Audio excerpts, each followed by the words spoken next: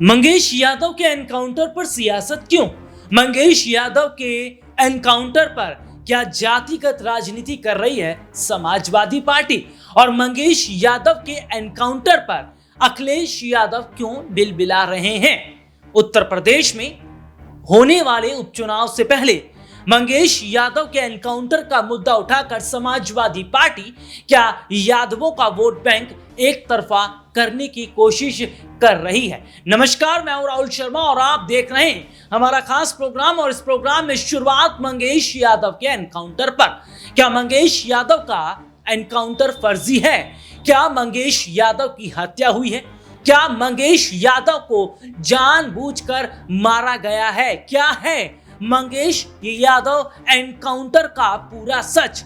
क्या है मंगेश यादव एनकाउंटर का सबसे बड़ा राज? और सामने आ गए वो तमाम बड़े सबूत जिसको आज हम अपने दर्शकों को टेलीविजन स्क्रीन पर बताएंगे और दिखाएंगे और चर्चा भी करेंगे कि उत्तर प्रदेश के उपचुनाव से पहले मंगेश यादव के इतने हमदर्द क्यों बन गए हैं अखिलेश यादव। तो इस मुद्दे पर हमारे साथ बातचीत करने के लिए मौजूद है हमारे खास सहयोगी अमन सर। सर, बहुत बहुत स्वागत है इस प्रोग्राम में आपका। सर, उत्तर प्रदेश में एक एनकाउंटर हुआ है और मैं एक रिपोर्ट अपने दर्शकों को जरूर दिखाऊंगा। वो रिपोर्ट मैंने तैयार की है कि योगी सरकार में कितने एनकाउंटर हुए हैं और इसमें कितने लोग ऐसे हैं जो केवल यादव जाति से नहीं है, जाट भी हैं, गुर्जर भी हैं, मुसलमान भी हैं और ब्राह्मण समुदाय के भी हैं। लेकिन केवल यादव मामले पर राजनीति क्यों की जा रही है? चंद्रशेखर आजाद, रावण, मायावती, ये सब क्या वोट बैंक के भूखे हैं? और क्या सर वाकई मंगेश यादव का जो एनकाउंटर हुआ है वो एनकाउंटर सही है या इस एनकाउंटर को फर्जी बताकर गुमराह किया जा रहा है? देखिए राहुल, और उत्तर प्रदेश में जिस तरह से योगी सीएम योगी को लेकर बात कही जाती है कि बुलडोजर बाबा हैं और जिस तरह से उन्होंने अपराध का सफाया करने में बड़ी भूमिका निभाई है उसको लेकर भी उनकी प्रशंसा की जाती है। लेकिन देखिए, ये भी एक सच है कि अपराध रुका नहीं है। आप देखिए रोज़ाना की घटनाएं देखिए आप, लगातार कहीं ना कहीं से कोई मामला सामने आ जाता है। कभी अयोध्या से सामने आता है, कभी जो है कहीं और से सामने आता है और ये सिलसिला जो लगातार बढ़ता हुआ नजर आता है। तो हम ये नहीं कह सकते कि उत्तर प्रदेश में योगी जी के कह सकते हैं कड़े स्टेप उठाने के बाद भी कह सकते हैं कि पूरी तरह से क्राइम या अपराध खत्म हो गया है। और जाहिर बात है कि आपने जो मुद्दा उठाया है कि क्या मंगेश यादव का ही एनकाउंटर हुआ है या उसके अलावा भी उत्तर प्रदेश में एनकाउंटर हुए। देखिए, एनकाउंटर की लिस्ट निकालेंगे, जैसा आप खुद कह भी रहे हैं कि अपने दर्शकों को आप दिखाएंगे रिपोर्ट, उस रिपोर्ट में भी आप देखिए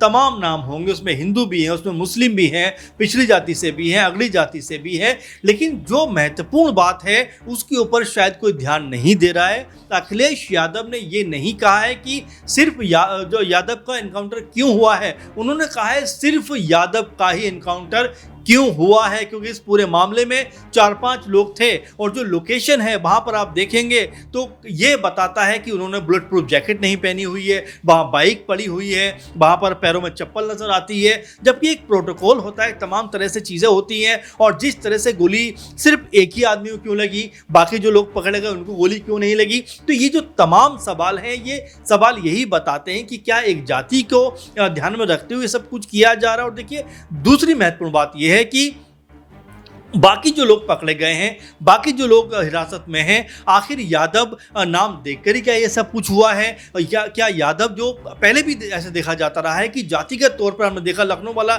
जब छेड़छाड़ का मैटर आता है उसमें बहुत सारे लोग थे, लेकिन योगी जी ने सिर्फ एक मुस्लिम का और एक यादव का नाम लिया। तो ये जो कहा जा रहा है, एक माहौल बनाया जा रहा है। आप देखिए अयोध्या में ही अभी घटना आप देखिए कि वहाँ पर जो राम मंदिर में दलित समुदाय की लड़की है, वहाँ पर सफाई का कार्य करती है, 20-22 साल की एज है उसकी, उसके साथ में बलात्कार होता है, रेप होता है, दुष्कर्म होता है और उसको बारंबार कह सकते हैं दुष्कर्म किया जाता है। और अब ये मामला निकलकर सामने आया। तो क्राइम ये कहने से कि बाबा के आने से क्राइम खत्म हो गया, क्राइम खत्म नहीं हुआ है। अगर आप देखेंगे रोजाना की रिपोर्ट आप देखिए, रोजाना के मामले आप देखिए, लगातार आपको नजर आएगा कि उत्तर प्रदेश में क्राइम घटा नहीं है, बल्कि रिपोर्ट तो यहां तक कहती है कि टॉप के 2 या 3 स्टेट में से एक उत्तर प्रदेश है। तो ऐसे में सिर्फ ये गुणगान कर लेना कि हमारे आने से पूरी तरह से जो कह सकते हैं कि अपराध का सफाया हो गया, ये मुगालते में जीने वाली बात है। क्योंकि लगातार जो आपराधिक घटनाएं हो रही हैं, फिर उसमें नाम निकल कर आ जाता है हिंदू मुस्लिम का। देखिए, अपराध अगर आपके शासनकाल में हो रहा है, चाहे वो मोईद है,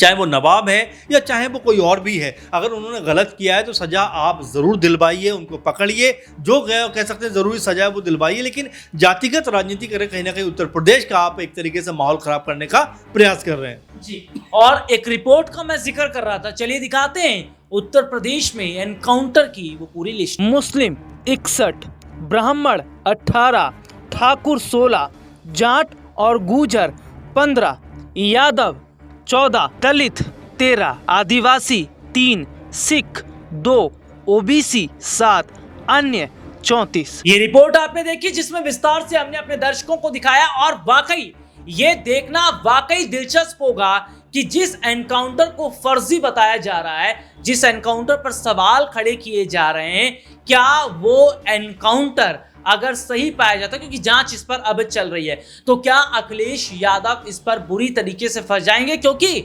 उत्तर प्रदेश के मुख्यमंत्री योगी आदित्यनाथ ने भरी सदन में ये कहा था कि जो अपराधी हैं उनका स्वागत फूलमाला से नहीं किया जाएगा। क्या कह रहे हैं?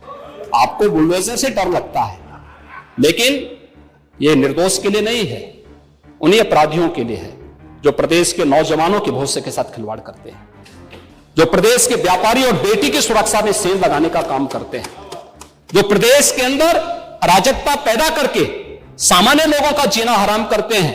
मेरा दायित्व बनता, मैं यहां नौकरी करने नहीं आया हूं, कतई नहीं। मैं यहां पे इस बात के लिए आया हूं कि अगर वो करेगा तो भुगतेगा भी फिर, और इसीलिए मैं यहां पे आया हूं कि हम लोग उससे लड़ेंगे। ये लड़ाई हमारी सामान्य लड़ाई नहीं है, ये प्रतिष्ठा की लड़ाई भी नहीं है। मुझे प्रतिष्ठा प्राप्त करनी होती है तो मुझसे से ज्यादा प्रतिष्ठा अपने मठ में मिल जाती है, कोई आवश्यकता नहीं मेरे लिए। लेकिन इस प्रकार के गुमराह भरे तथ्यों को लेकर क्या बातें हैं आप लोग बोलते हैं, इस प्रकार के अनावश्यक बातों की तरफ ध्यान आकर आप इस प्रकार की चर्चाएं करते हैं।